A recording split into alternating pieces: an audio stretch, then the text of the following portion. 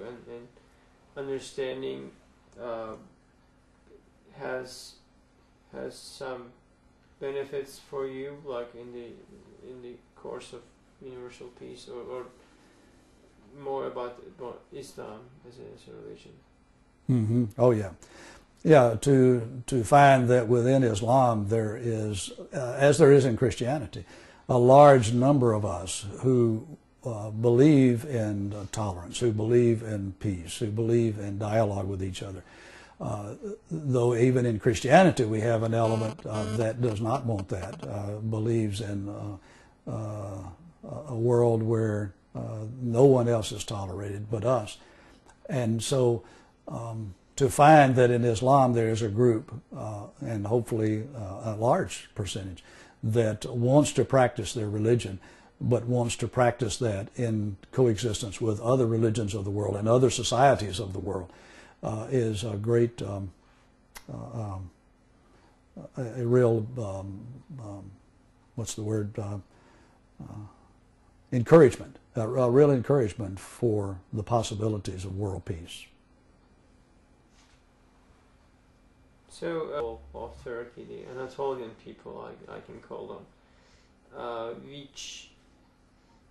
who has the cultural heritage of a lot of different civilizations, rooting back to a lot of different types, cultures, and naturally formed a whole big tolerance and respect for the others. So, did you see any of that, like anything that confirms in you that Turkish people has a great tolerance to the other people?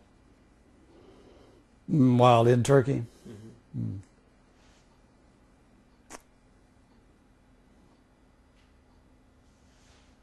How was the perception of a Christian pastor? For those that knew who I was, of course, there was I felt completely received in compassion and completely accepted for who I was, without any attempt that I should be anything but what I was. So in that I found a tremendous amount of acceptance. Looking around in the culture, there's such a small number of Christians who are there, and are expressions of that at least, then I would enjoy living within that to see how well that is lived out in the larger culture. But with those that we were in contact with, who knew who we were and I knew who they were, there was very much tolerance, always expressed toward us. So your experiences in Turkey, was there any reaction to America or Americans that you've encountered from the people? While in Turkey? Mm-hmm. Nothing negative at all, and really not anything overwhelmingly positive either, in the sense that, oh, I'm glad you're here from America, but more being aware that I was an American, but more than that, I was another human being with whom there was the desire to interact as persons of faith and our own nationality, and accept each other in that way. So, committee leaders, they say that with all the service, all the inspirations, all the educational efforts that Gulen has kind of inspired and led and tried to raise or educate a generation which is violence-free, Gulen should be nominated for Nobel Peace Prize, they said. Would you agree?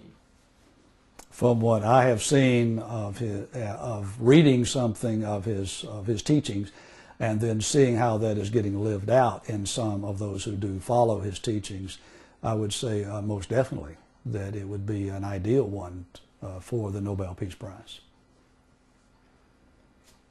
Gulen, would you kindly say, do an analysis, kind of a general picture of how you understand personally Mr. Fethullah Gulen? How I would personally understand Fethullah Gulen. from the little reading that I've done and from conversations, that I would understand him to be a person who has a deep, abiding compassion for world peace, and that the world can be established throughout all of our cultures based on love of persons and compassion for one another. And also that, as we mentioned a few moments ago, the educational component of that, seeing the absolute necessity of everyone that we possibly can has an opportunity to be exposed to high quality education, again, because that is the answer to us better understanding each other and ourselves, so that we are more likely to be tolerant than we are when we don't have much understanding of each other or ourselves and our own culture and where we come from.